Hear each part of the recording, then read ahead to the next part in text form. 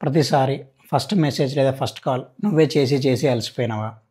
ఇలా చేస్తున్న ప్రాసెస్‌లో చాలా క్వెషన్స్ రైజ్ అయితున్నాయా? లైక్ అసలు వాళ్ళకి నీ అంటే ఇష్టమా? కాదా?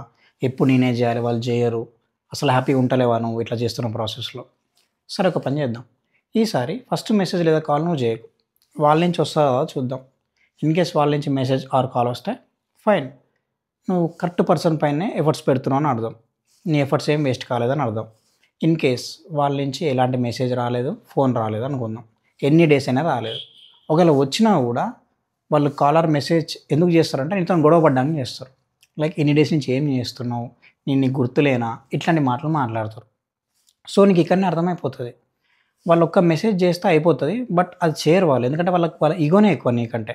కానీ దానికంటే గొడవ పడడానికి ఇష్టపడతారు. సో, నీకిక్కడ ఫుల్ క్లారిటీ వచ్చేస్తది.